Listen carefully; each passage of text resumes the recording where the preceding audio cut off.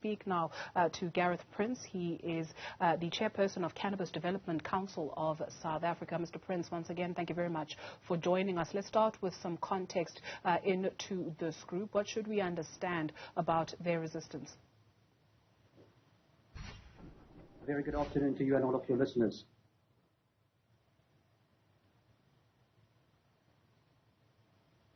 So let's start with a bit of context, please. What should we understand about the group's resistance? It is very unfortunate that South Africa keeps on breaking down its most important resources, which are its people, and in this particular instance, the cannabis plant. King Khoisan and the others that are there at the Union buildings protesting with him are there because they are complaining about the fact that this government have ignored the First Nation people of South Africa. They have ignored their culture. They have ignored their language. And these people are afforded no opportunity to partake of what is called the new South Africa.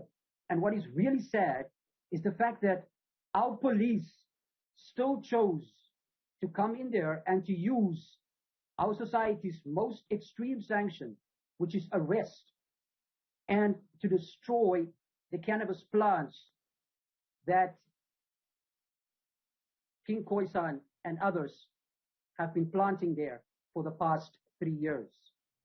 It is unfortunate that our society is still not tolerant enough to respect the fact that cannabis is an indigenous plant, and that indeed plants and our environment have a right to existence within South Africa, and that our government need not make use of our most violent sanction and our most extreme sanction in order to deal with the cannabis plant and the indigenous communities of South Africa.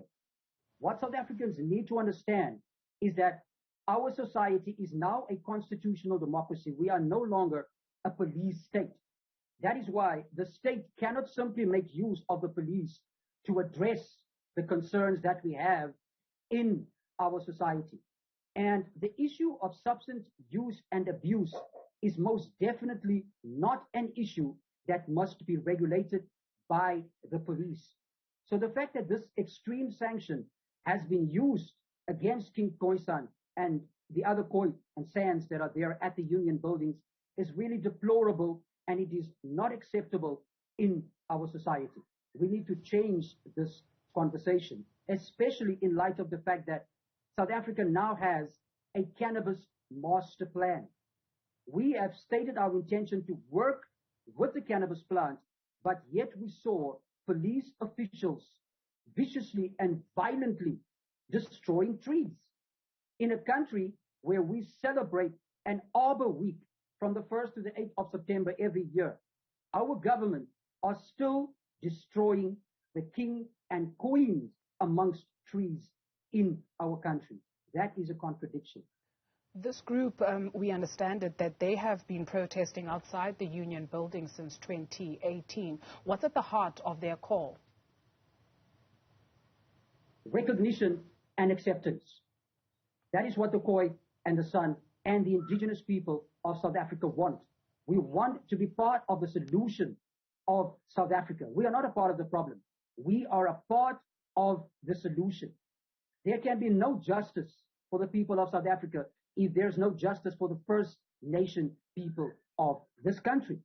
It is the height of inequality and hypocrisy to criminalize the indigenous plant of the Khoi and the San people, but to allow the tobacco plant and vineyards that produces alcohol within this country. All three of these are recreational substances that South Africans love.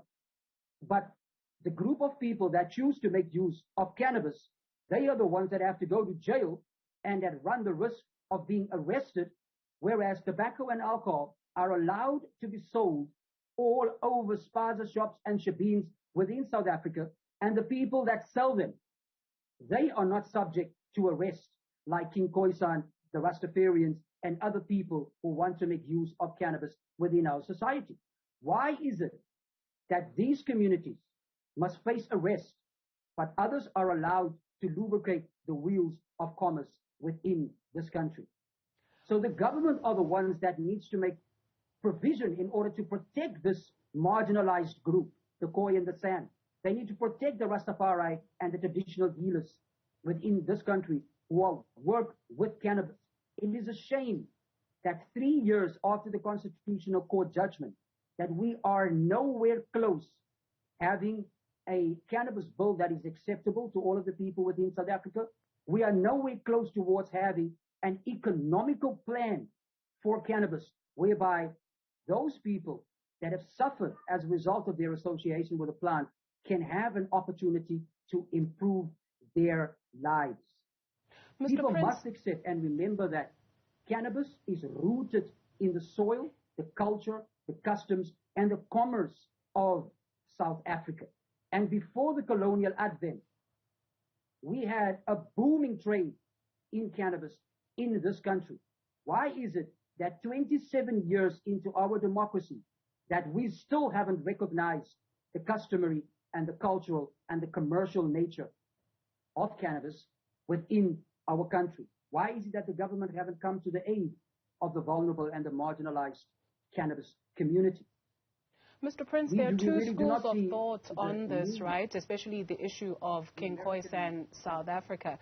The first school of thought says we're condemning the action of the police and the heavy-handedness that they dealt with this particular group. Another school of thought says this was not a private property. So in South Africa, as you've rightfully raised the issue, marijuana is legalized for personal cultivation by adults in private places. This was not a private space. How do you answer to that school of thought?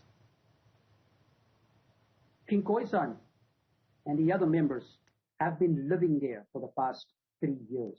Even though they are protesting, even though they are considered to be illegal, they have a full garden there. They have planted other plants there. Why is it that the cannabis plant cannot share the same space as those other plants that are there? That is King Khoisan's and the other members that are there with him. That is their space. That is where they find themselves. That is where they needed to be treated with dignity.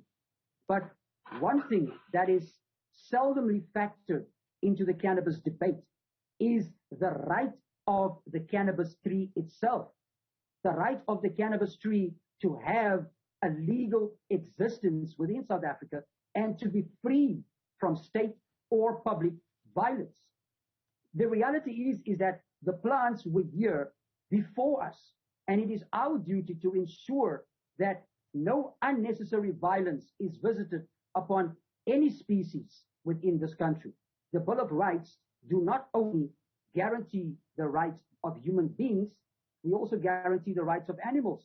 We guarantee the rights of companies, non-legal persons. So therefore, we should recognize and respect the right of the environment. The cannabis tree have a right to grow at the union buildings. The cannabis tree is not posing a threat to anybody at the union buildings. The cannabis tree is decorating the environment and nicing up the scene at the union building. It doesn't pose a threat to anybody. It advances the cause of South Africans and South Africa.